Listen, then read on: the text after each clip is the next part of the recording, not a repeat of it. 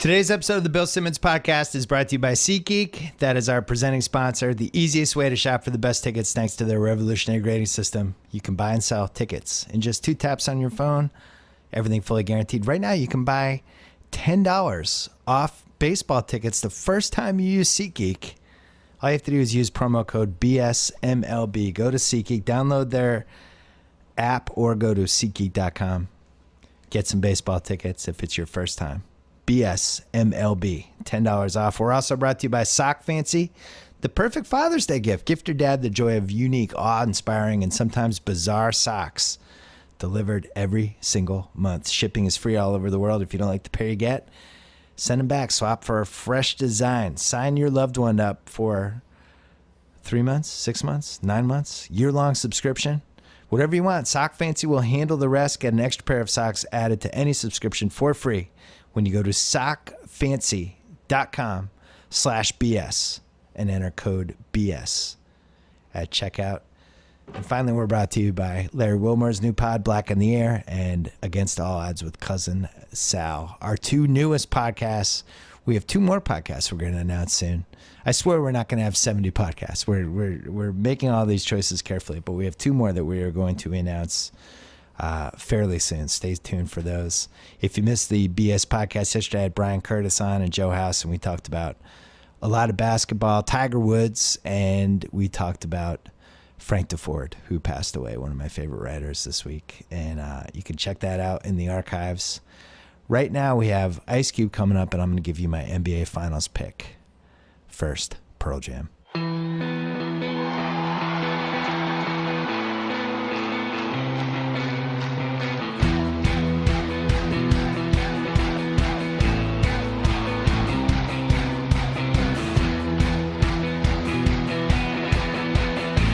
Welcome to the podcast. If you're waiting for Ice Cube, he's coming. We taped it yesterday, actually. I wanted to put my NBA Finals prediction down once and for all. I've looked at it from every angle. Tate's here with me. What's up, Tate? Hey. I've looked at it from every angle. This is the appetizer to the Ice Cube dinner entree of a podcast, which was fantastic. I think you guys are really going to enjoy it. But initially, I thought Warriors in 5. I did not like the way the Cavs defended my Celtics team that had wide open shots the entire series and missed most of them. Mm-hmm. I thought that was a bad sign for the Cavs. Then the backlash started with, well, wait, Cleveland has a chance. Everyone's counting them out. And that whole thing, I got a little caught up in that. Yep. And now I think I'm in the right place. Golden State in 6. Just bumped it up 1 game. I bumped it up 1 game.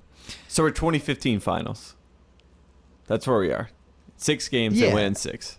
I figure LeBron's worth 1 and Kyrie's worth 1. Yep. LeBron will be awesome in another game that they won't win.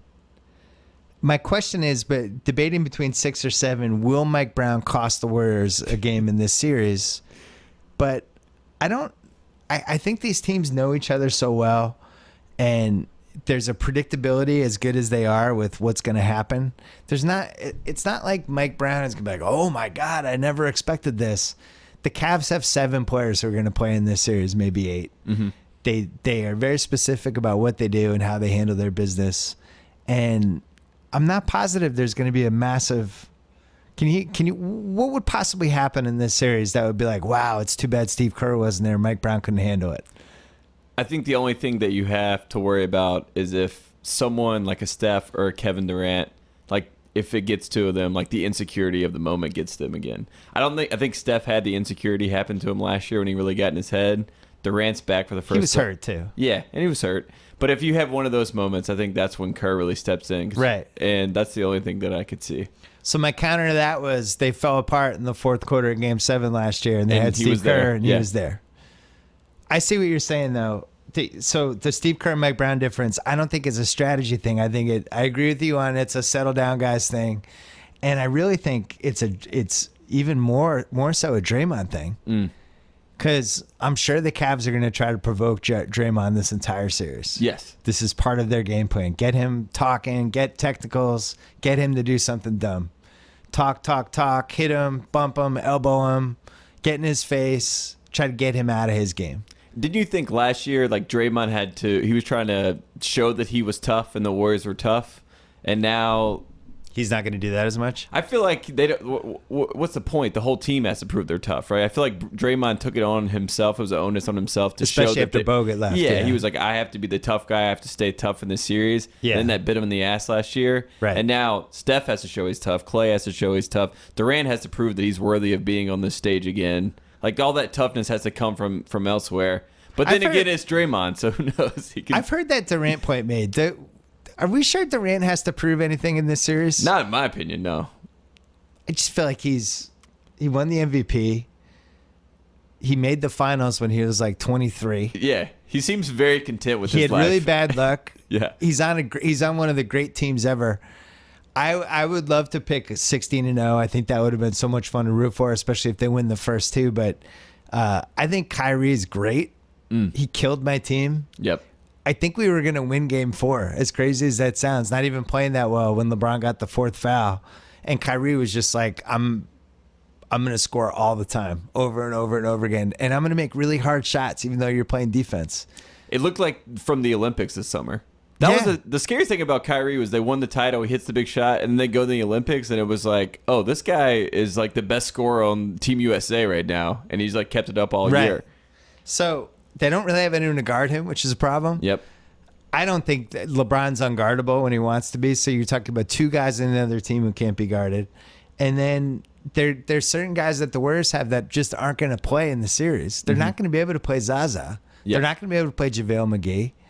I don't think they're going to be able to play David West. I think they're going to have to play like 7 guys. So who's the one that guards Tristan Thompson? Is it Draymond? That's most the likely. thing. It's like, yeah. well, all right. So they put Zaza on Tristan Thompson. LeBron calls him over and just runs screens so he can get one-on-one with Zaza. So now what do you do? He dunks on Zaza. Yeah. So it's like at any point, if Zaza or David West or JaVale is out there, they're just gonna they always know they can run that screen and roll. Mm-hmm. So on the flip side, the Warriors have the same thing. They're gonna put Love in screen and roll all the time. So if Zaza's in there, then Kevin Love can guard Zaza. Yep. And that maybe not get caught up in that. But if when they put the Durant, Draymond, Clay, Curry, and let's say Iguodala as the 5th guy, where's Kevin Love going? Whoever he's guarding, they're going to put in screen roll. So it's going to be, I think it's going to be the most complicated strategy matchup we've had from, oh, you're doing this, I'm doing this. Oh, you're going to do, oh, then I'll do this. And neither team has the answer. So those in-game situations with Mike Brown, that's what I want to see, how much he changes. Because Kerr's traveling with the team. He's going to be making game plans. And going to be like, if LeBron's going to guard Clay or LeBron's going to guard Iguodala to try to hide on defense, we need to get him in these switches and stuff. Right. How much does Mike Brown have say in making those changes in game? Well, and also, like, it's like a chess match. What happens if the Cavs say we're leaving Iguodala open the whole series? Exactly. Knock yourself out. Shoot 10 threes a game. We'll give them to you. You'll make 3.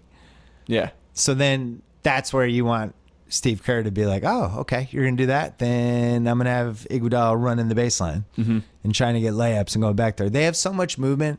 And that, I think the most encouraging thing for the Warriors is all the easy shots the Celtics are able to get just by moving versus playing one. And the Cavs are going to slow it down.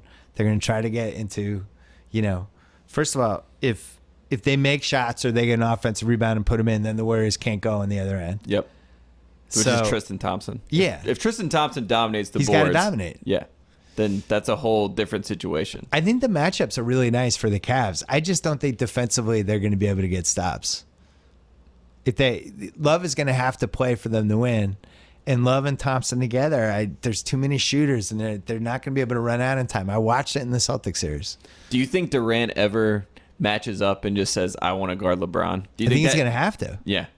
Because obviously in 2015, that's why Iguodala wins the MVP is because he guards LeBron. Last year, he seemed like he was a little short, obviously maybe a little bit banged up. He doesn't guard LeBron as well. LeBron takes over.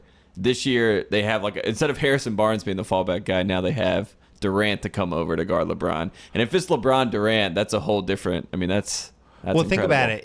If he can play LeBron to a standstill he's going to win the MVP. Yep. That's how good LeBron is. Yes. It's like Durant played him to a draw. Here's your MVP trophy. Yeah, you already had the blueprint. Like Iguodala, just by playing defense, he didn't have to. I mean, he hit some big threes and stuff, but just by playing defense on LeBron, they're like, "Oh, you stopped the best player in the series. You're the MVP." But if he guards LeBron, LeBron's going to try to get into foul trouble the whole time.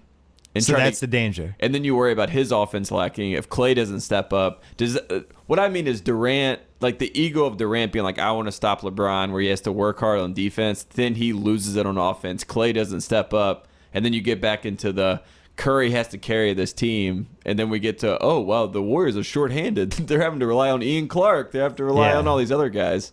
So if KD guards LeBron and Curry's on Kyrie, which would not be ideal, you'd probably want to put Clay on Kyrie. Yeah, And then they switch so that Clay's on LeBron and Durant's on Kyrie. That's a problem for Durant. Because Kyrie will be able to stutter step and shoot over him. yep. That's why I think this is going to be a long series, and the rest is really going to help them. Yes. I went from thinking Warriors in 5, Warriors in 5, Warriors in 5. Then I looked at the schedule. Like, they have a great shot to win game one. You know, perfect Steal it. situation Yep. for them. LeBron with all this rest.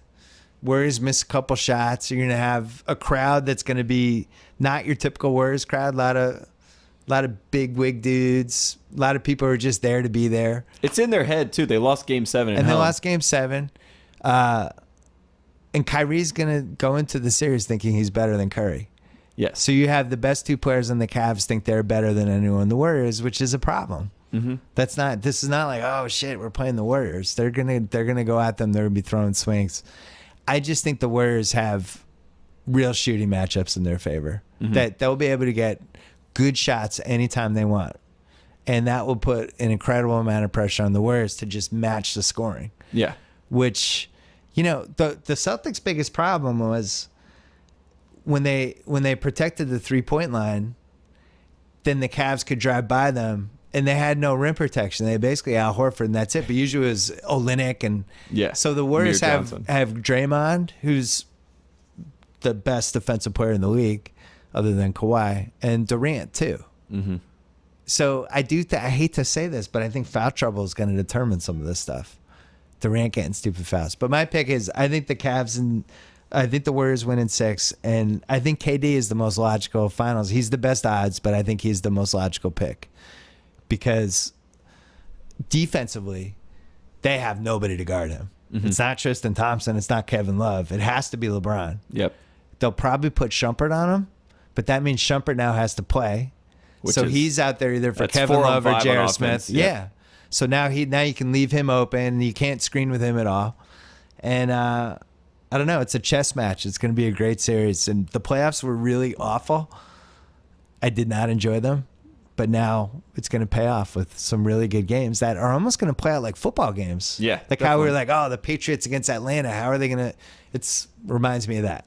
It's gonna be fun. I'm just worried if Durant does get the Finals MVP, the free agency of Stephen Curry is going to be very fun. Oh, you're saying this as a Charlotte fan? No. I'm just saying in general the fact that now we have subplot. two Finals wins for the Warriors in 3 years.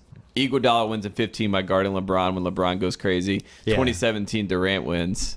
Then where does Curry? I where think does he- Steph's going to be great in this series. He's been unbelievable in the playoffs. it's been sort of strange how under the radar it's been. He and LeBron have both been the two best players in the playoffs so far. Yeah. You know what is a fun Warriors wrinkle and why I do think Zaza will play and David West will play, they'll find spots for them, is they're going to hit the shit out of LeBron. Oh, yeah. And they will knock down Kyrie. The most frustrating thing for me as a Celtics fan in that last series was just they had too much respect for those guys, and they didn't treat them like it was a playoff series. Except for Jerebko. He was the He only was the only one. He was the only one that the did not Swedish care. Larry Bird was the only one who was totally undaunted. But you got to hit those guys, man. And the problem for the Warriors is Draymond and Durant. You can't waste the fouls on that, but you can waste the fouls with JaVale McGee and your boy the Rev, James McAdoo. Yep. And you can spend 24 fouls just nailing people every time they come into the paint. So it's not a bad idea to do that. I also think the LeBron free throw thing will be a fun subplot if they decide to just really start getting physical with him and trying to make him shoot 20 free throws in a game. If they do the hack a Shaq with LeBron and they hack LeBron and send him to the line, that will be so interesting because then it comes into that's an isolated experience and people are going to remember him missing free throws if that's what they try to do. And they want, I mean, the Warriors got embarrassed last year by LeBron, and I know that they want to do something to make him a focal point of some sort of embarrassment. So if he's missing free throws and they know that, Yeah. and Mike Brown knows that. It won't be hack a Shaq, but it'll be every time he has a layup or a dunk, you foul him instead of giving him the And layup see or what dunk. he's shooting 71% in the playoffs. Just hit him every time. Yeah. Because we know he's scoring on a layup or dunk, but he might be a 65% shooter in these playoffs, and that flips it. And they're going to have the fouls because there's going to be 6 guys who matter. 7? Yeah. 6. 6, 7. The big 4 plus Iggy plus Livingston. Yeah.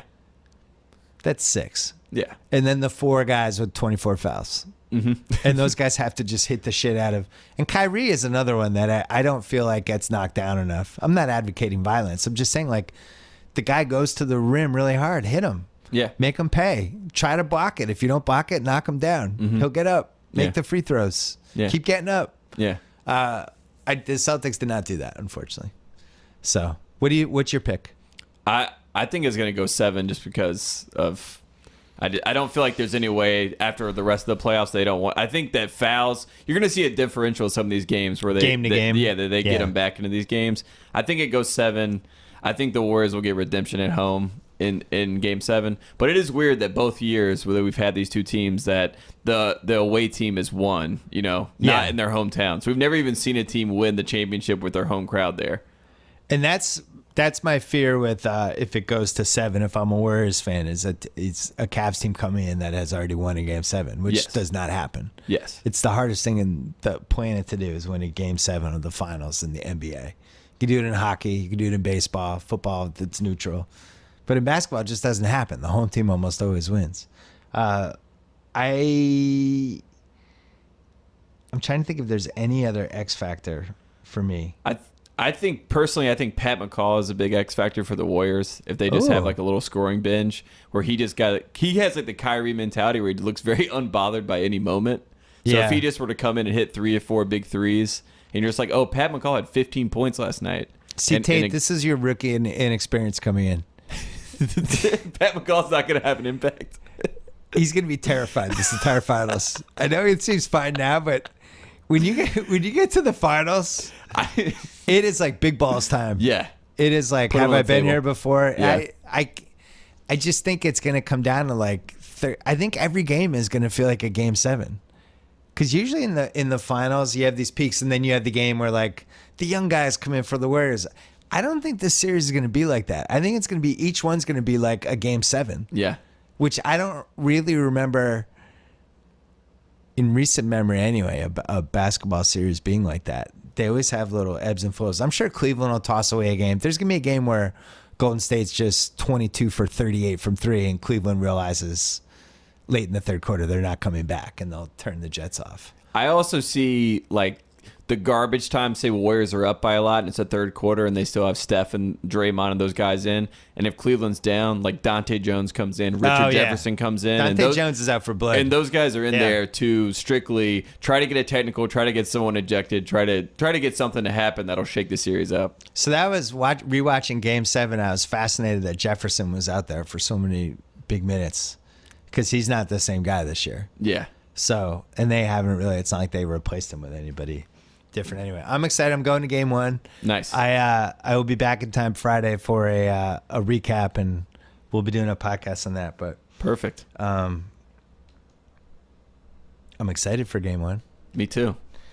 I am excited for all the games, and my pick is the Warriors in 6. So anyway, we had Ice Cube on as promised. He's coming up first. If you're like me and you're not so great at planning ahead, I've got good news for you. There's an awesome app called Hotel Tonight that helps you find amazing hotel deals at the last minute. Unlike flights, hotel rates usually get cheaper at the last minute. Hotel Tonight helps hotels sell their unsold rooms, allowing them to pass those deals along to you, not for last resort places, but cool, top-rated hotels. Hotel Tonight has over 15,000 awesome partner hotels in 36 countries, perfect for a spontaneous getaway or a trip you've wanted for a while, like Tate's Fancy Pants Napa trip last weekend. Like if your favorite sports team I don't know, made the NBA Finals. Maybe you wanted to zoom in to Cleveland or Oakland for one of these games. There you go, Hotel Tonight. The app's name, Hotel Tonight. You can book up to a week in advance. All it takes is 10 seconds, 3 taps, and a swipe. Get in on those killer last-minute deals. Download the Hotel Tonight app right now. And as promised, here he is, Ice Cube. What a pleasure. Here with Ice Cube.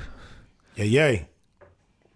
We actually sort of worked together a while ago on 30 for 30.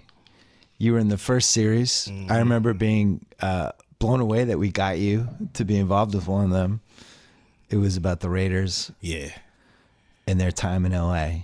And who knew when we were doing that one, what was that, 6-7 years ago, that the Raiders would be in this Odyssey? Now they're in Vegas. Were you must have been rooting for them to come back, right? Definitely. I felt like it was a perfect fit and everything was going right, Yeah. It was like the Chargers are coming, which, but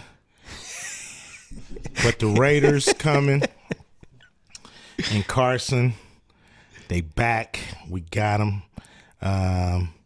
You move Chargers to the NFC. Yeah, get rid of the Chargers. You bring the Seahawks back to the AFC. And we got us a nice little family there. We might even, start rooting for the Chargers if they wasn't in the AFC in the same building. But Wasn't meant all to that be. money come in from St. Louis and the Rams, and it kind of threw a monkey wrench in my dream of having the Raiders back. Well, then it seemed like there might be a chance where the Rams build the stadium. They needed the second tenant. Yeah. Then it's like, well, why wouldn't it be the Raiders? And then, I hate to bring up race 2 minutes into the podcast, but it really did seem like they were afraid of having Raider fans in that stadium. Because I can't think of another reason why you would pick the Chargers over the Raiders. Well, you don't want to build a stadium and your tenant is more popular than Yeah, that too. so There I was so felt like many it was OG a little Raider bit fans. of, we don't want to compete. We built a new stadium for our team and we don't want to compete for the love of the fans. And You say, whereas they bring the Chargers in, they're not going to have to compete with any They don't Chargers have to fans. compete with All the San nobody. Diego fans like, take them, we're done, get them out. San Diego's, I don't think they're coming to Inglewood, and I believe the Orange County fans are definitely not coming to Inglewood. So I don't know what they was thinking with this one. It really does seem like they've created this situation where the fans are going to be the other team's fans. You'll be like, oh, the Bears are playing the Chargers in Carson. Yeah. 30,000 Bears fans. Chargers fans selling their tickets on the secondary market. Yeah, And that's where we're headed. And by a the way, mess. when the Raiders play there, I my promise God. you there's going to be all Raiders fans in that game. Yeah, I mean, they're gonna feel like even when they play in Inglewood, they're gonna feel like the visiting team in their own stadium. Yeah. It's kind of weird. So you were saying before we started that you thought that 30 for 30 that we did in a roundabout way kind of paved the way for maybe the movie happening, which is fantastic and is on HBO all the time. Yeah, without a doubt. It was a good thing. What happened was it was just a influx of interest. With not only with the 30 for 30, which was a whole new history that people really didn't realize. So it was always there, but before we did the 30 for 30, straight out of LA, people didn't realize that the true intersection of sports and music with NWA and the Raiders. So at the same time, VH1 did The World's Most Dangerous Group, and then they did Behind the Music on me and Dre, and it just was this influx of interest. And when people saw those documentaries put together, they were more, I guess, open to see a movie of this caliber because they knew it had all the ingredients to be a great movie if we did it right. It was the 30 for 30 and I liked a lot of the ones we did with the first series. But we did a lot of it on the fly, and a lot of it you're grabbing filmmakers, and we're trying to get to 30. We're trying to match topics and filmmakers, all this stuff. And you don't really know what we're going to get. And I remember seeing a rough cut of yours and thinking, this is what the series is. Because it was a story that was a story, but it wasn't like the biggest story ever, but it was a story that mattered. Mm-hmm. We were kind of making people go, oh, I remember that. Yep. But then also going, oh, I didn't realize that. Yep. And if you do the I remember that cross with the, oh, I didn't realize that. And it felt relevant in the moment too, because it was like perfect. It was hitting all these different things. And then we had you as the ambassador for it. And I was like, this is a blueprint of something beyond what we anticipated. Man, I'm extremely proud of Straight Outta LA. It's a good one. It holds up. Yeah, without a doubt. And, when you in entertainment, you start off in music and you move to being an actor, and then you say, hey, I want to produce something, or I want to write something, or I want to. You never know when you're stepping out of bounds. You never know when you've bitten off more than you can chew until some people tell you that suck. You know what I mean? And you realize, I'm not that good at that. Yeah. But, diving into a documentary style film, was, new territory in a lot of ways for me. We had done a series called Black White for FX, which it was a reality show where, we took a white family and put them in with a black family to live together. But the white family we put in makeup and made them black. And the black family we put in makeup and made them white and had them go out into the community and basically talk about their experiences. Yeah. And so that was the only little thing we had done diving into, documentary type filmmaking. So to be able to dive into sports, to be able to dive into the Raiders at that time was a dream come true for me, because, I get to interview Howie Long, and I get to, have interaction with some of these guys who were my heroes growing up. So it was kind of cool to be able to do that. And you had it also, that team intersected with video games, because Bo Jackson was the greatest video game character who's ever lived in Tecmo Bowl. Yeah. Then you had all the merchandise and stuff. I really do feel like that was the first team where it just seemed like everyone wore their hats, but this was the hats, the jackets, the gear. Yeah. You guys, your group pushed that to a whole other level, and then that became the model for the next 25 years of people wearing sports paraphernalia. In a lot of ways, yeah, because we would go to other cities, We'd be in Cincinnati, we'd be in, Houston, and we'd go to buy Raider gear thinking, they're probably buying Bengals gear here. Yeah.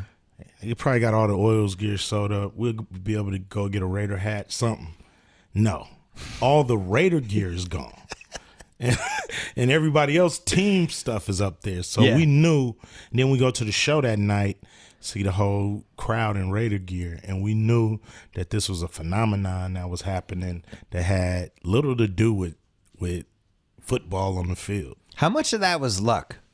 A lot. Okay. I mean, the Raiders even moving to LA in 83, to 94. So that's the NWA sweet spot in a lot of ways, because we come around, we start hitting it 87, 88. By 89, we got our whole flavor on what we gonna be, look like, do, how it's all gonna come out. And so the Raiders being here was a big part of that, because it helped cement our image in a lot of ways. Running around in purple and gold, or running around in, Dodger blue, right, don't really convey, the music we were trying to convey to the world. So the silver and black, that patch, the imagery. Plus they're the Pirates. Raiders were Pirates. And they were winners. And they won. Yeah. You know what I mean? They won the Super Bowl and, had marquee players. So it was it was perfect timing for us. We ran a piece on The Ringer about the Raiders from somebody who worked for them as their GM for years and years, Mike Lombardi. And he was saying how Al Davis didn't even care what the first name of the team was because to him it was just the Raiders. Mm-hmm.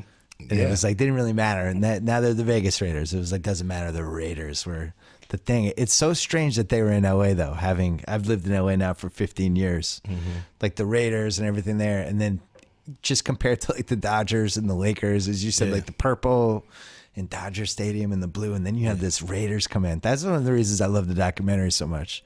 Yeah, because it was like outcasts. Without a doubt. And if you go into the Coliseum, it's feel like a street game. It feel like, black top tackle. You know what I'm saying? So I think, them being right there, in the Coliseum, because the Coliseum is basically, kissing the hood. You know what I'm saying? Yeah. It's like, it's the Coliseum. You step across the street, you're in the hood. Yeah. You know what I'm saying? So, to me, it was the element of LA that people don't want to look at and don't want to acknowledge most of the time. People just want to acknowledge, bikinis and beach and, Randy Newman, I love LA. Yeah, and that's cool. That is LA. But LA has a underbelly, that people, now know more about than they did back then.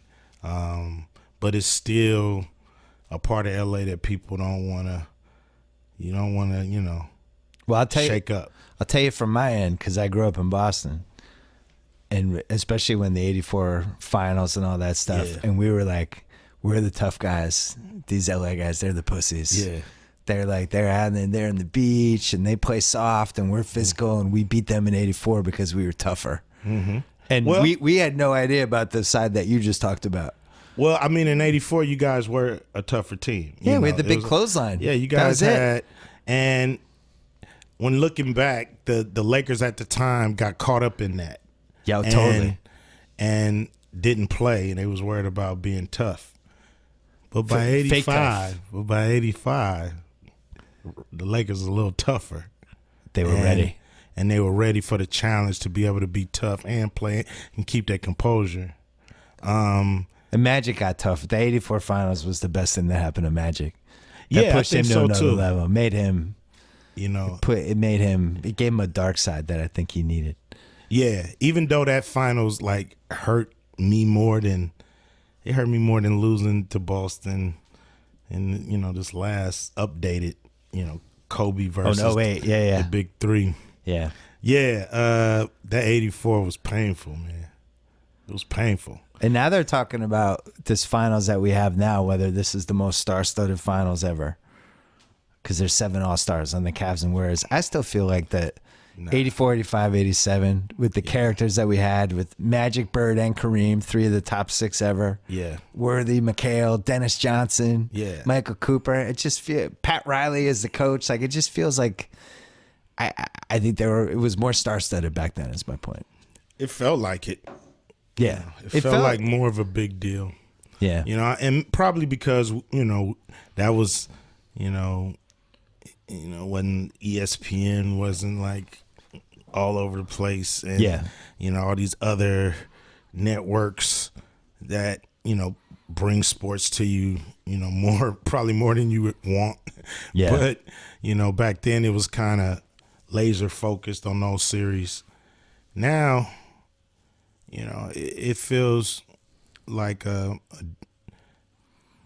manufactured, a manufactured fight instead of it's a business arrangement between people who carefully pick their teams. Seems like it. Yeah. And back then, it just seemed like, hey, man, these are the cards you dealt. You got to play with the cards you dealt. Right. And if you can win with the cards you dealt, you're a bad boy. You know what I'm saying? So, it's a little strange nowadays, when you see, players, really, having the league kind of, by the balls, so to speak. They can kind of go make a super team, whether the fans want it or not. When did you guys get big enough that you started going to Laker games with good seats? I I started going like around the time they got Shaq, like a little Oh, so before, this is a little after. before they got Shaq. So No, not, but not, actually before that. not late 80s? No, early 90s. I was in that. I was in, I saw Jordan in the 91 finals. I had great seats. And Right.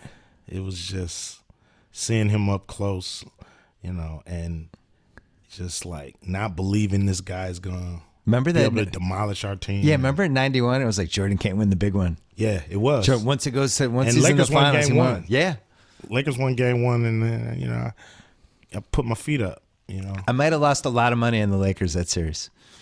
It was one of my first one of my lost a first lot really of bad pride. gambling losses. I lost a lot of pride. Yeah. I had to, give it up to Mike. At the time, you don't want to be a fan of Mike. You want to, we got Magic. We got Kareem. Yeah. We got teams who got rings. This dude don't even have a ring. Right. And to see him ascend to greatness through all of these, foes, it was kind of like, seeing like Batman destroy his enemies one by one. It was crazy. Right.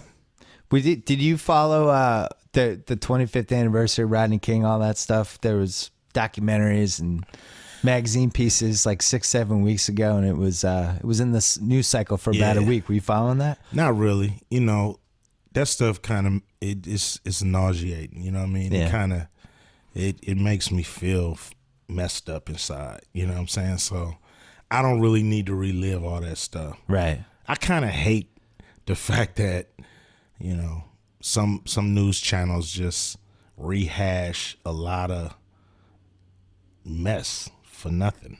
Yeah. Yeah. What do you remember about those 3 days? Because I didn't move to LA till 2002, and when I got here, it was like you'd had the riots, Yeah. you'd had the earthquake, OJ, and it was like this 4-year span of just craziness, and people Yeah. were still settling down from it. I 8 was years just later, mad. what do you remember that? Just mad. I just remember being pissed off about everything. And, the only good thing I saw come out of it was the peace treaty between the Crips and the Bloods. That was, a beautiful thing. That was like what I hang my hat on when it comes to the riots is the peace treaty, seeing, a park full of Bloods and Crips settling their differences. And, you got casualties on each side. They had Memorial Day. We need a Memorial Day for, the hood soldiers and the ghetto vets that's out there. But, just seeing guys coming together and trying to work together, trying to figure it out, trying to unite. That was the most beautiful thing out of the whole riots. Did you get involved in that at all? To a certain extent, at the time, I was always looking for a way to expand it, to figure out a way to take it just from out of parks, this, that, and the other, and bring it to the streets or to the public. So it helped us form West Side Connection, which was a group where it was me, Dub C, and Mac 10. Me and Dub C, we grew up on the Crip side of LA, and Mac 10 grew up on the Blood side of LA. So having us doing records together really did a lot for the spirit of the truce and for the spirit of trying to bury the hatchets and understand that we all together. And to me, it did a lot for that, because to this day, I still know Crips and Bloods that kick it together, low ride together, hang out, motorcycle, just from that truce, they never broke the bond again. And that's cool because, it's a lot of divisiveness that's going on Right. in LA. And so I always think back to that time. You were involved. I would say the three things that would bring everybody together in that situation would be music, movies, sports, right? Mm-hmm. So your music, as you guys are ascending from 87, 88, 89, it didn't matter where you're from. Everybody was into it, right? Yeah, well, Or were there people still holding out? It was still people holding out, I think, until 89. I think until the Straight Outta Compton album hit, and then it was just kind of... Everybody's in at that point. Yeah, because it was so many things to set you up for that, and the world was ready for it. It was perfect timing because it was, it was right after, like, Boogie Down Productions and Public Enemy and Ice-T, and these guys had teed up, us for success. And you were tapping into stuff that, even though everybody in LA knew about it, I don't think everybody knew about it. And it wasn't really until the Rodney King and even the stuff Daryl Gates was doing the 2-3 years before that, like living in New England, I didn't know what was going on. Yeah. And that's why we didn't think we were going to ever, be, in the Rock and Roll Hall of Fame one day. Right. It's because we felt like this was something we were living in LA, and the people in LA didn't even want to know about it. So we felt like we didn't have a chance with people, as far as Boston, as far as New York. We felt like these dudes would never understand what we're going through and never even care because people here don't care. So by seeing it blow up, and, one day they called me and said, "Hey, man, we got a show in Chicago." I'm like, "What? How do they know about our record in Chicago? We got a show, Regal Theater," and it was cool to start to see the music spread like a wildfire and go, first we was doing shows in Phoenix and Vegas and the Bay Area. And then we're in Portland, we're in Denver, we're in Houston. You know what I'm saying? Then we're in, Salt Lake City and St. Louis, and it just started to just grow, But the reaction initially, at least from outside, was, well, these guys are going after the police. You can't do that. Yeah. And you had that, and it seemed like it took a while for people to actually listen to what not just your group, but other people were singing about, like what the genesis of that stuff was. Yeah, it was shocking, at the time, because, before us, Rodney King, any of that stuff, police could do no wrong. I mean, if a cop got on the stand, pointed you out, you going to jail, man. I mean, it's like nobody ever questioned the cops' motives. Right. And, so we do our song, and then Ice-T with Cop Killer. These two songs are powerful, and they're right behind each other. And, at first it's outrage, then you see Rodney King. Now the movie is starting to come into focus. Do you regret, is there anything, if you could do that side of it differently and push the same attention toward what you guys are talking about without being as outrageous with the song, do you think that would have been more beneficial or not? Nah, I don't think so, because the song was, therapy. Yeah. For us. It was like, you couldn't do nothing physically to the police. That was just not even in our thought process. But this song was like our weapon, It was like our way to, protest what was happening and not be nice about it. I loved your movie, and I thought how they set up that song was my favorite part of the movie. Yeah, because you could actually feel it. It's like these are the moments that led to this song.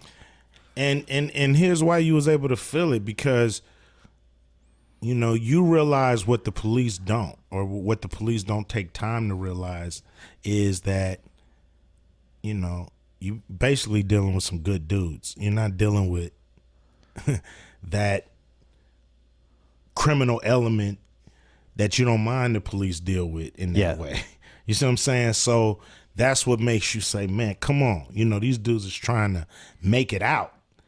You know, leave them alone. You know what I'm saying? That's the feeling you have.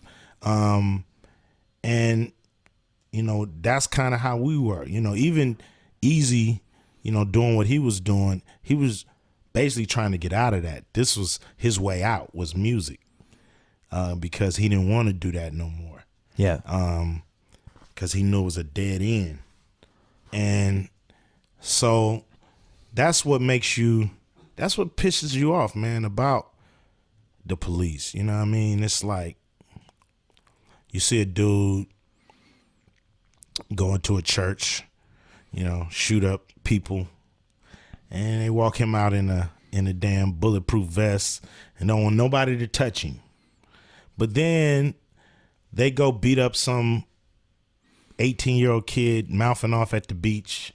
You know what I mean? They want to rough him up and, you know, teach him a lesson. It's like, dude, use that energy on the guy y'all putting in the bulletproof vest. You know, kick somebody ass that you know who did it, who deserve it, who's a criminal.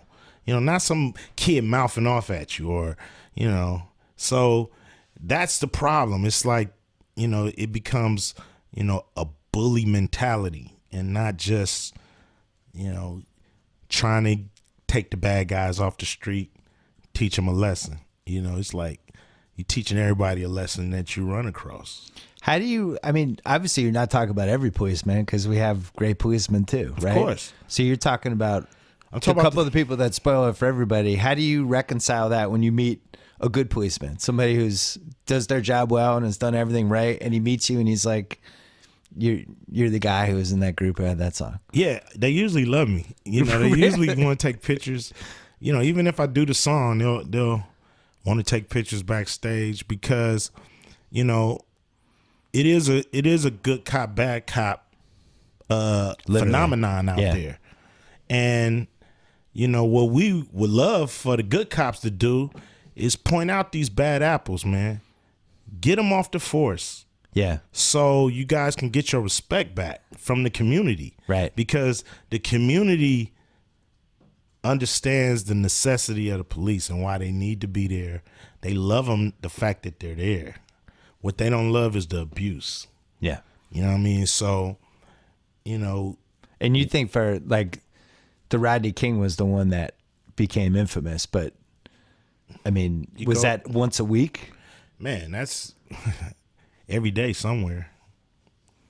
Every day somewhere. Yeah. So that's what's sad is because, I mean, I seen this coming up.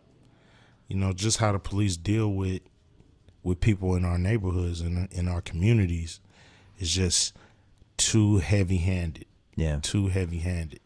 And how do you keep your attachment to those neighborhoods? Because you've had so much success over the last 30 years, you know, and it does seem like one of the ironies of somebody like you or Dre or Kendrick, anybody, is they hit a certain point and now they're able to move out. They're able to go in another neighborhood.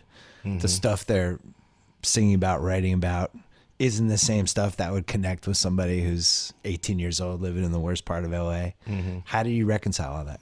Well, you know, most of us are the most successful people in our generation. Yeah. And in our family. So everything that connects us to family is usually still in the neighborhood, you know, except our immediate, you know, you can get mom out, dad out, brother, sister might help out. But for the most part, you know, all of our loved ones is still in it. And, you know, so if you're not a person who's trying to fly away, you know, you stay connected. And, you know, now you feel, at least I do, I feel like I need to speak for people who can't speak for themselves. Yeah. So, you know, my ears to the street a little more just to be able to make sure that I can, you know, take some pain, you know, and hopefully,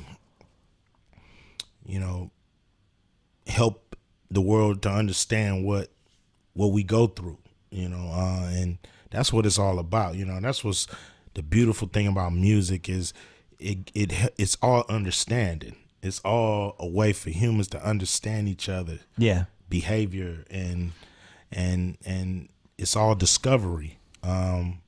So And yet, that's what I use it. And yet, Boys in the Hood, I would argue, was just as powerful, if not more. Yeah, without Right? a doubt. Yeah. I mean, what do you think? What do you think hit more people, your music or that movie, in the early '90s? Man, it's hard to say because the movies are so. I still think that's the best LA movie. Yeah, I mean, it's a movie that really, to me, before a movie like that, you just seen people like Doughboy on the 11 o'clock news, you know, Yeah. in the back of a police car, and you don't know his story. Why is he like that? You know, Or why? you read about Ricky on some Yeah, Sports Illustrated profile or Yeah. some Sports Center Sunday night 5-minute piece. That's it. and you never get to be that fly on the wall, you know. When I first read it, I couldn't believe that they were gonna make a movie about how we grew up. I'm like, is this movie worthy? You know what I mean? Because when you in it, you don't think nobody give a damn Yeah. about you or what's happening to you or what you going through on a day-to-day basis. So to see, you know, Columbia want to put money behind doing a movie about what you live every day, it was kind of I was just curious, like, why? You know, I just didn't believe our story was movie worthy. You think movies are like Batman? Yeah, you know, it's like Jaws, Yeah. Star Wars, you know, Hoosiers. it's like, you know, Raiders of the Lost Ark. But you know, to be a part of it, it's just. When was it's the last just time you incredible. watched it? Man, it's been about 4 years. It's incredible. It is. It's a great movie. I don't think it got nominated for an Oscar, right? Yeah, it did. Oh, it did. It did, Okay. yeah, it got but it didn't win nominated. anything. Didn't win. Did he get nominated, Singleton? Yeah. What was the one? Oh, Do the Right Thing didn't get nominated. Yeah. Do the Right Thing didn't get nominated. Yeah, it's. I mean, it's certain movies are little snapshots of an era or a place or whatever, Yeah. and that's one of the best ones. Without a doubt, you know. And it catches everything. We had a writer, Cam Collins, for The Ringer, wrote a great piece about how that was pre-Rodney King, but kind of when you watch it now with the context of Rodney King and then even OJ after, it's almost like a trilogy. Without a doubt, you could feel it. I mean that scene with Cuba Gooding Jr. and the cop is pretty powerful. And you know, we did that movie, and it was my first movie. I remember when That was your first movie? first movie ever, Wow. and John showed me the movie before it was done. And you know, if you ever see a movie before it's finished, you will say, this is garbage. Right. You know, it's sounds you don't hear, but you see, you know what I mean? It's just unfinished, unpolished. It's like seeing a room right after they build it, but they don't put furniture or paint. You just like, what is this shit? So that's kind of how I looked at it. I was so mad. I left. I called my manager. Oh, you thought it was like a career-destroying Yeah, I said, movie "Man, for you? I shouldn't have did this. I shouldn't have did this. She said, was it that bad? I said, it didn't have no music in it. It wasn't no sounds. It felt flat. You know, because they don't, you know, you got to put all those sound effects in a movie. You know, when a guy is put a cup down, you have to actually put that sound in there or Yeah. you won't hear it. You'll see it, but you won't hear it. And so I was just disappointed. And I didn't want to have nothing to do with Boys in the Hood. You know what I mean? I was like, damn, mistake. And John kept saying, let me finish it. Will you let me finish it? Will you let me finish it? I said, okay. All right. So I didn't see it until we went to the Cannes Film Festival. So I'm like, we gonna show this to a French audience? Did you go? Yeah, I went because as a career move, Yeah. you go. But I'm like, we're gonna show this to a French audience, man. For one thing, the subject matter, they not gonna get what the hell Right. a 64 is, and go get the 40 and all this kind of. Come on, man. And the movie is flat, but when I saw it, it was completed, and it just blew me away. And then so it had subtitles though, because it was for the French, so Right. it's French subtitles. So I'm like, I love the movie, but these people probably hate this. And they just gave it a standing ovation at the end. Wow. They just jumped up and clapped, and I'm like, it was crazy because Eddie Murphy was there, and like Quincy Jones, and that was it. You knew it was going to blow up after I was that. like, this is gonna blow. This is like the best thing I ever did. You were mad Doughboy wasn't going to be around for a sequel? No, I didn't worry about it. You know, at the time, Hey, really? if I was savvy, and if I was looking at Hollywood Shuffle close, which is a movie I love. Yeah, oh, yeah. You know, if you die in the script, it's not a good script. So I would have read that part and probably said, Like, "Man, I gotta Doughboy live." was shot but survived. Yeah, he And now- shot. He limping across. And now the he's a street. detective in L.A. ready for a sequel. Yeah, He's turned his life around. without Yeah. a doubt. Quick break to talk about propercloth.com. Every guy knows that it's hard to find a dress shirt that fits. Maybe the collar's too tight, the sleeves are too long, the shirt's too loose. And guess what? I have some good news. Ordering a custom fit shirt has never been easier thanks to Proper Cloth. Create a custom shirt size in seconds by just answering 10 easy questions, no measuring required. Over 500 fabric styles to choose from, everything from classic business to casual shirts. All high quality starting at just $85. Proper Cloth has hundreds of 5-star reviews on Google and Yelp. It's the highest rated custom shirt maker on Google. Find out why GQ calls them their favorite online custom shirt maker. Go to their easy to use website, make a custom profile, even order from your phone. By the way, Proper Cloth guarantees a perfect fit. Remakes are free. The Proper Cloth team makes it super easy to do. Stop wearing shirts that don't fit. Look your best. Go to propercloth.com/BS. Enter gift code BS. And you will save $20 on your first shirt. Again, propercloth.com/BS. Gift code BS. And since we're here, let's also talk to you about CreditWise from Capital One. You know what? Numbers are great. WHIP, WAR, PER. But on their own, they don't tell the whole story. Credit isn't any different. With credit, it's all about how well you perform against the factors that go into a credit score. Let's break it down. How good are you at paying your bills on time? How much credit do you have spread across different accounts? How long have those accounts been open? All these factors impact your credit health, and since there is no one single score that lenders use, knowing these factors are key.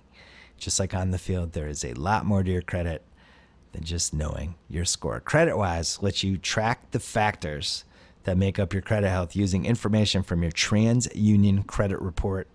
The app can help you spot errors or identify theft. It lays out information you need to understand your behaviors and how they impact your credit health. I can't wait to give this to my daughter in 9 years. Plus, you can check it anytime without negatively impacting your credit. And the best part, it's 100% free for everybody, whether you're a Capital One customer or not. Step up your game. Download CreditWise today. Back to Ice Cube. And Straight Outta Compton, one of the things I really like that movie. I've seen it a bunch of times, and it's passed the HBO test for me, where if it's on like about, I don't know, 30 minutes in, be like, oh, the Detroit scene's coming up. I'm sticking around. You stick around for a half hour. Oh, Detroit's coming. That's cool. The Detroit scene's incredible. Yes. Just flat out amazing. But I think the most amazing thing about that movie, as far as you're concerned, is the actor who plays Ice Cube. Yeah. I don't understand how that happened. This should have gone terribly.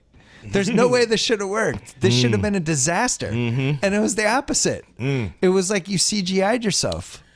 It's crazy. It could have went all bad. And he's a was- good actor. Yeah. The guy, I mean, I wouldn't have put him in the movie if I didn't think he could do it. I mean, I wouldn't have ruined his life like that. Right. Because, you know, you go from being just my son, cool kid spending my money, you know what I'm saying, to this pariah on social media of keep your day job and just stay his son. You know what I mean? It's like it could have went all bad. It was definitely walking on the tightrope. You had 3 roles where the actors had to be good and had to make me think that they were you guys. Yes. And you went 3 for 3. I would say that over under would have been 1.5. Yes. If any of the 3 don't work, the movie doesn't work as well.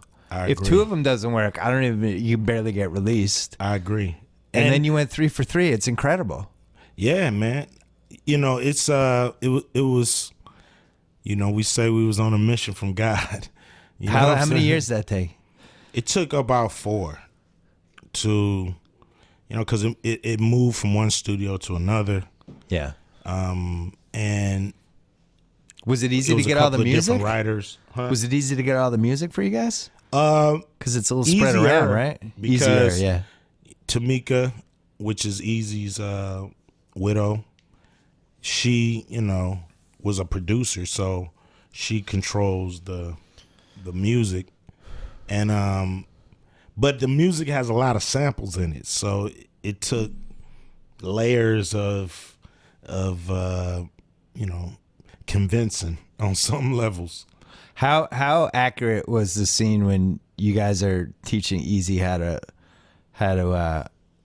rap and he can't do it, and then all of a sudden it kicks in? Was that? I mean, when you're doing something like that, are you exaggerating it, or is that relatively what happened? Well, I mean, you have to put together summaries. Yeah, You know what I mean? little compilations of what happened. Yeah, because where some would take a week and a whole lot of stuff would happen in a week, you know, you might have 3 scenes to pull this off. So sometimes you have to summarize some of the things that happened to get the whole picture of what Right. really happened. So he wasn't good right away, No, and then it took them eventually. about 2 days to get it. I mean, and you know, they had times, it wasn't like 48 hours, but they blocked over 6 hours at a time each day. And it took about 2 days to really get it where Dre would play it for us. It's also interesting to me how so many different bands have hit the exact same beats with their studio or their manager or whatever, where they're just getting ripped off and they don't realize it yet. And it doesn't matter. You could be the Backstreet Boys, you could be you guys, you could be anybody. And it still hits those same beats where at some point somebody goes, hey, wait a second. Yeah. Whoa, why is that guy eating lobster? Yeah. We got Fatburger. What's happening right now? And Yeah. then the light bulb goes off, and then it becomes a scramble. Yeah, because what happens is, you know, it's usually some, you know, Well, you guys are praying so mantis kind of Right. guy, you know, waiting for talent in the wings, and he knows all the tricks of the trade. Yeah. And you don't know shit. But you guys are just happy you just that wanna get on the anybody's radio. listening to you. You just Yeah, wanna get you're on the like, radio. oh my god, I'm on the radio. Get on the radio, want to get a video on. That's all you want. And so you have these guys who just wait, like I said, like a praying mantis or a fucking Venus flytrap or something. Just as soon as the right person land, zit. So it takes time for the novelty to wear off. Yeah. It takes time, you know, when you hear your song 25 times on the radio, it's not as exciting as the first few. So see your video a few times, do a few shows, you start to, you know, boom, boom, boom. Now, at the same time, you're creating bills bigger than you've ever seen because you've never went on tour, never shot a video. So now you're starting to see, hey, this stuff is costing a lot of money. Okay, who's paying, where's it coming from, and why I'm not getting paid. You know, the director got paid, this one got paid. Yeah. Oh, you're an artist, you don't get paid for a video. You only pay. You're like so now worse you're than scratching your boxers. head. Yeah. You're like, wait a minute. How's that? How is everybody get paid off a video but the artist? You know, so then you start to antennas go up. Like, what is this? This can't be right. It's got to be every horror story I've ever heard since Otis Redding or something. You know, you're like, something ain't right. So now antennas up. You're looking, you're searching, and it takes somebody smart to see you, somebody you to ask the right question or them to ask you the right question, and then they start to say, well, did you do this? Did you sign this? What about publishing? And you're like, what is publishing? And you start to, and if you sign too many things before you figure it out, then you're stuck and you're fighting and feuding with the label and the manager and all the people who've taken advantage before you realize that there was business in show business. It's like music and boxing.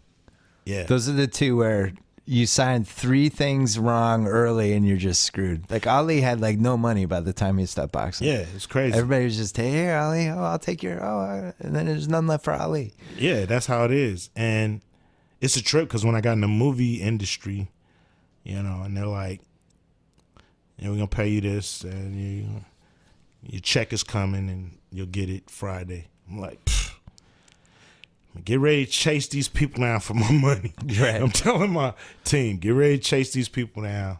And they pay you on time. And you're like, what the hell's... Oh, this is weird. I'm going to the bank now. You know what I mean? Drop everything, go to the bank now. You put it in and it clear. And you're like, damn. And they give you another check the next week. And it clear. Damn, no problems, no issues. You're like, music business is full of damn crooks. What's your biggest regret other than not realizing that you shouldn't have signed certain things from that 5-year stretch? What was the one thing you would have done differently? Well, what's cool is I didn't. That's how I was able to leave. Oh, yeah, you're right. What am I thinking? Sign. And what it was because I had a publicist. NWA had a publicist that worked for Priority Records. And her name was Pat Charbonnet. And she went, one day, see, I was the only one that would really show up to do the promo stuff. Yeah. Like I came here, I was on time, right? Yeah. Okay. If it was Easy, Dre, Ren, and Yella, we'd get calls saying, let Cube do it. He there. You know what I mean? Yeah. So by that happening a lot, me and Pat, we started talking. And Pat never trusted Jerry Heller. She knew about him. She was like, what you know about this dude? Nothing. This is Easy guy. It's like, you need a lawyer. You need somebody. Don't sign nothing he put in front of you. So it was cool. Well, what I wish I could have did was show that in the movie, but we couldn't go there. We couldn't really go there and kind of open them can of worms. But you had some legality things that you had to be careful with, right? Yeah, without a doubt. It was one of the hardest things I've done, besides this big 3 thing. Yeah. But it was just a hard movie because there was so many moving parts, so many egos, attitudes of, I wouldn't say egos and attitudes because it was. No, let's say it. No, because that really didn't come into play. Yeah. As much as, why we showing that and not this, and why we showing this and not that, and this don't make sense. And I'm like, just teaching people how to make a movie, and I'm like, it's not a documentary, it's a movie. It has to be told in a certain way, or it unravels. So my only nitpick as somebody who loves this stuff and is a little bit of a historian with it, the Easy getting back together and being a little bit buddy with everybody at the end, that seemed a little exaggerated. Nah, it wasn't. That tiny bit. Now, no. I mean, no, it wasn't. The stuff Dre and Snoop said in the Chronic about Eazy-E was not nice. I mean, after No Vaseline. That was not. After No Vaseline, me and him buried the But it was hatchet. that was right after that, Yeah, though, right? Now, give me the timeline. the timeline is, I left the group in '89. Yeah. By '94, '95, Everybody was good. I had buried any hatchets because my career was a dream. It was going the way I wanted it to go. And you wrote No Vaseline, so you had the last word. Yeah. So I didn't have any You more won the diss track battle. animosity, and they were feuding against each other. Yeah. So, when I saw him, and I hadn't seen him for years, but I saw him in the tunnel, and that's in the movie, and he was like, "Yo, it was like old times again. It wasn't the animosity that I thought was gonna be there. It wasn't that, hatred. It was like we was back in 88 trying to get famous. I just wasn't buying that Dre was ever getting back.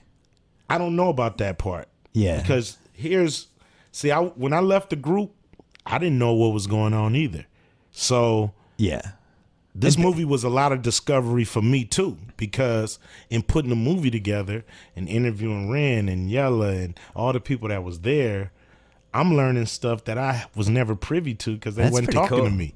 So I felt like, if I'm discovering shit, everybody should be able to. You know what I'm saying? Everybody will discover something out of this movie. So, did it happen like that? Dre said it did. So I can only go by Dre. Now is Dre saying that because Easy gone? I see. That's right. I don't totally. don't know. I think it was a nice version of what happened. Yeah. Would be my guess. Yeah.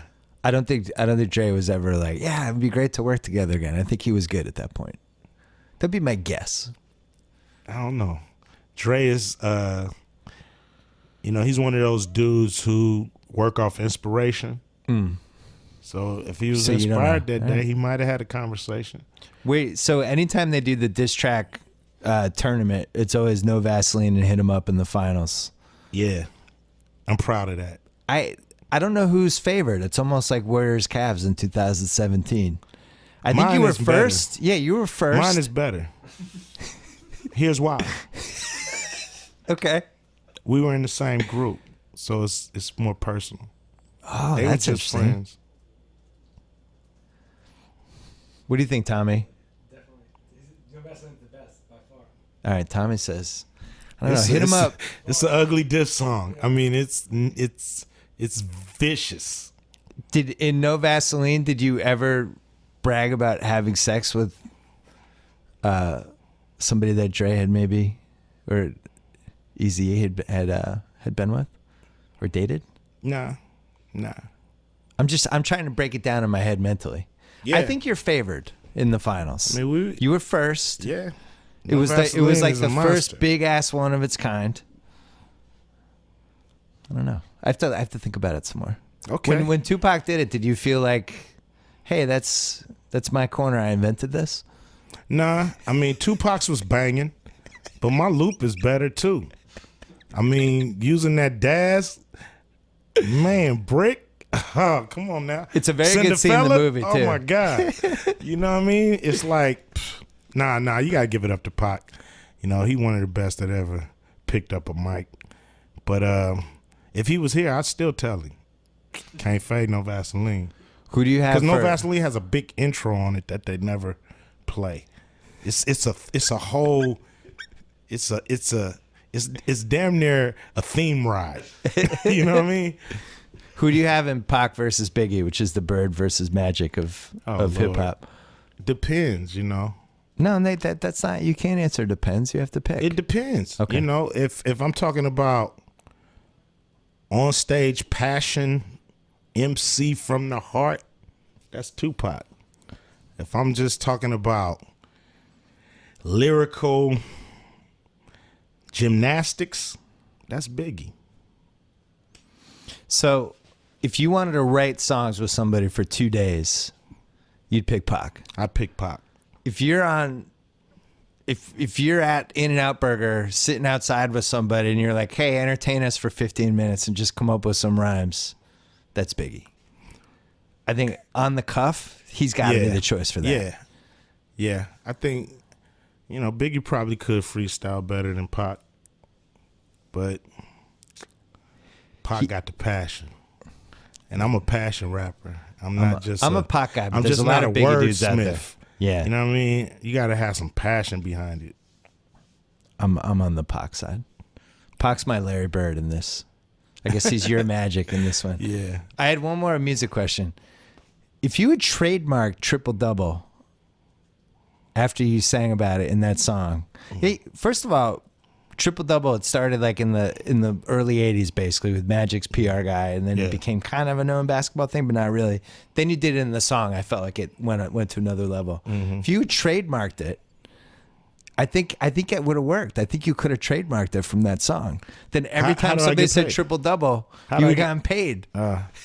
Yeah, probably so.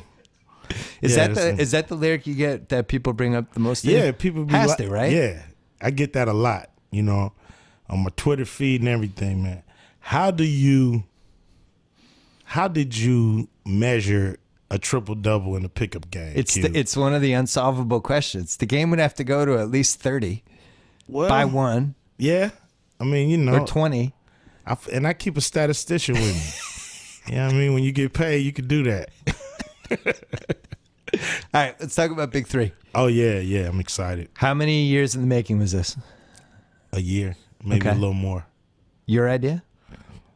As a fan, I came up with, you know, a great concept, but when it comes to full blown idea, you know, I gotta give credit to Jeff Quantnitz, my longtime manager, business partner, and Roger Mason Jr., who's our commissioner. Yeah. And you know, he was the number 2 at the PA for a while. You know, we brainstormed and basically, you know, came up with all the rules and the you know, concept and what the league should look, act, and feel like. So it's been a year in the making. How many teams? 8 teams, 5 players per team, all play on the same day in the same arena. So you'll see 48 of your favorite stars because our coaches are Hall of Famers and guys that's been in the league like Dr. J and Iceman and Clyde the Glide and Rick Mahorn. Does the NBA like that this is happening? I don't know. You know, I told him that David Stern should have probably thought of this 30 years ago. For players, I think and they for were fans. intrigued by the Legends thing because I remember the first couple All-Star weekends they had it, and somebody got hurt in the second game. I can't remember. I think like 3 people got hurt, and then that was it. They never had another one. Yeah, I was always intrigued by it. I The think concept it's gonna be fun. of because you see it with retired tennis players play all the Yeah. time. Like And- Borg and McEnroe are probably playing right now somewhere in Dubai for a paycheck. Yeah, why not? You know, I think it's a great concept. It's definitely gonna be fun. I think, you know, and I know our guys are gonna play harder than McEnroe and Right. and them dudes. You know, our guys are still hungry, and they still in the 3-on-3 half court setting. These dudes are ferocious, and this game is fast. You know, we got a 14-second shot clock, and man, once you clear that ball, you got to go. So it's shorter court, Half court, half court. 3-on-3. Where do you have to clear it? You have to clear behind the 3-point line. Okay. So, you know, the 3-point line goes all the way around the key. And you can Is there clear from drug the side. testing or drugs encouraged? No drug testing, no drugs No encouraged. drug testing. That should be part of yourself. Hey, you know, we'll grow. I mean, we got to get people, you know, to see how cool and fun. You know, Yeah. after seeing a few games and seeing how hard they go, and to be honest, it's hard to play a bad 3-on-3 basketball game. Yeah. It's actually a fun game to watch and play. So we just feel like people got to put eyes on this, and once they see it, they gonna want more. In 2012, I was at the Olympics, and it drove me crazy that we only had one basketball event, and yet volleyball had volleyball and beach volleyball. Yeah, It's like, how the fuck does volleyball have twice as many events as basketball? exactly. And I was saying they should have a 3-on-3 Olympic basketball. That should be an event. And That's it's actu- like we could have the amateurs play in the team event, and then the 3-on-3 will just be like LeBron, Kyrie, and whatever. I'm really excited to see how this goes because I'm with you. I love 3-on-3. Without a 3-on-3 doubt. is the purest form of basketball. Yeah, and it's the most played form Yeah. of team basketball. You know, everybody, you know, when they go play, you expect to get a 3-on-3 game. You know, you rarely expect to get a full court 5-on-5 game. So to me, I think it's just been sitting there waiting for a pro league. And what's cool, you talk about the Olympics. In 2020, they're considering making it an actual Olympic game. 3-on-3? 3-on-3? Seriously? So because in Asia, 3-on-3 in China, it sells out stadiums where full court only sells out arenas. So it's a big untapped market out there, and we felt like our players, have marquee names. They So still you're using all ex-NBA players, right? all ex NBA players. Okay. You have to be at least 30 and over, and you've had to play in the NBA. Is there? Have you had to play in the NBA for like a year, 2 years, or it just doesn't matter? Could be 10 days. It doesn't matter because we have a combine and a draft. So if the guys want you, they're gonna pick you. Gotcha. So if they don't want you, you're not gonna get picked. And we had our draft in Las Vegas. We had a combine, and some guys that I was hoping that got picked, but they just didn't get drafted. Who is the biggest name? Iverson. Iverson, and then we got Chauncey Billups. We got White Chocolate. That's gonna be fun. Oh, White Chocolate's still good. Oh, I've yeah. seen YouTube clips of him like in the last year where he still looked like White Chocolate. A lot of these guys, man, when you see them play half court 3-on-3, it's no drop off than what you used to seeing them playing full court 82 games in the NBA. You couldn't get Shaq in shape for this? I think some guys are gonna sit back and watch for a year. Yeah. But I think some guys are getting in shape. I saw Shaq playing. He's got that fucked up big toe I saw. Man, but yeah, That yeah, thing is that thing right is there like pointing at a red angle and it's Man, 4 they times need the to put size. that- Jesus. When he died, they're gonna put his foot in the museum. It's unbelievable. Yeah, so, but I still think in the 3-on-3 half court setting, he'd be a beast if he dropped a few lbs. So how many songs do you have to write to challenge Jordan's manhood before he decides to be in this? I would say a whole album. No, Jordan said he said, man, this is what he told my man Roger. Man, I love it, but I'm an owner, I can't play. So he was even thinking about it. Well, he's the most competitive basketball player of all time. He at Yeah. least had to size it up like the Terminator. Yeah, He is. I know he could do it if he wanted to. I wonder if this would be like the senior tour where in senior tour in golf, you hit 50. It's like the guys who are 50, 51, 52 have the most impact. Mm-hmm. So in this, I wonder if it's the guys that are 1, 2, 3 years out of the league that will be the best equipped. Probably so. And, we feel like it's going to grow. And we feel like we're going to attract, players that are, fresh out the league. We still got, dream people in our head like the KGs and the Paul Pierces of the world. We think they're going to take a look at us hopefully this year and say, you know what, I got the itch. I'm ready to play. Well, Paul Pierce has that old man pickup game. He could probably be in this thing for 25 years. Without a doubt, they can definitely come into Herky this jerky. league and You prolong. could wheel him out in a wheelchair for each game. No, I don't think he need that.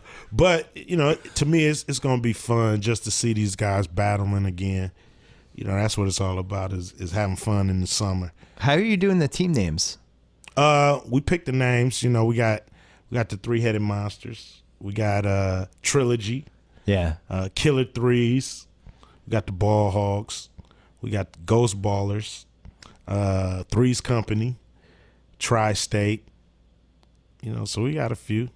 So in 2 years that'll be Miller Lite, Patron, Hopefully, hopefully, Adidas. we got room for a patch if any of the sponsors want to jump on into this. But we feel like, this year it's all about, a lot of people are curious, but we setting the stage to be able to be around for year after year. How long do the games go till? Is there a time limit or No. is there a score? You go to 60, first to 60 win. First to 60. I like it. Half time at 30. Okay. Have a brief little 2s and 5, 3s, obviously. 2s, 3s, and 4s. We got a 4-point circle. Okay. So it's cool. We got 3 4-point circles, and it's a 30-foot shot. Guys hitting them 25% of the time. And where do we see these games? Oh, What you're going to see channel? them on FS1. Monday Night Basketball, this summer. Nice. Yeah, When does yeah. that start? That starts June 26th.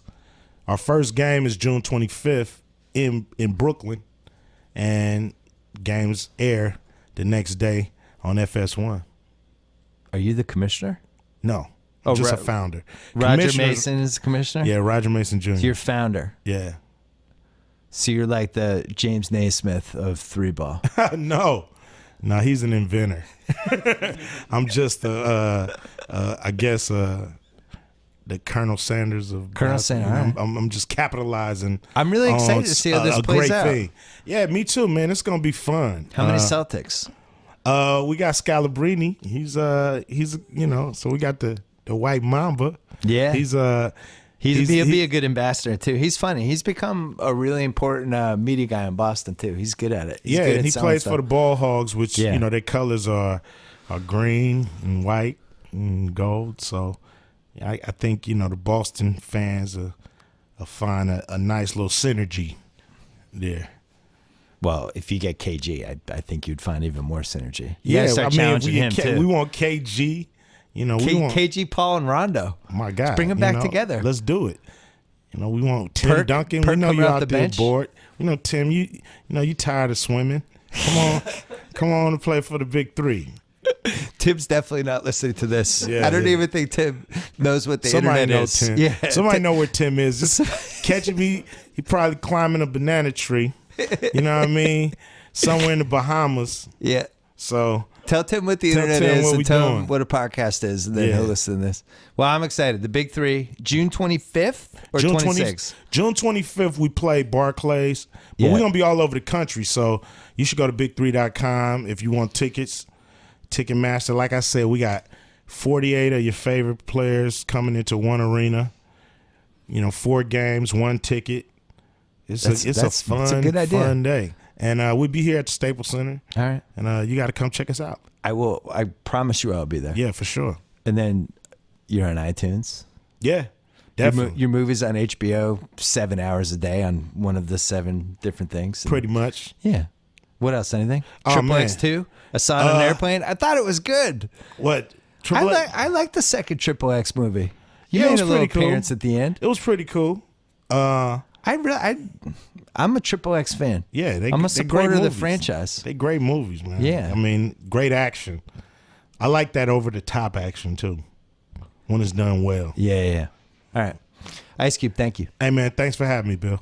All right, that's it for the BS podcast. Thanks to Capital One. They created the CreditWise app so you can check your credit score anytime you want right in the app. It's free to everyone, so download CreditWise today. Availability depends on presence of credit history from TransUnion. CreditWise is offered by Capital One Bank, USA, and .A. And thanks again to Proper Cloth. Finding a dress shirt that fits is hard. Ordering a custom fit shirt has never been easier thanks to Proper Cloth. Their custom shirts start from $85. High quality shirts made from premium Italian and Japanese fabrics.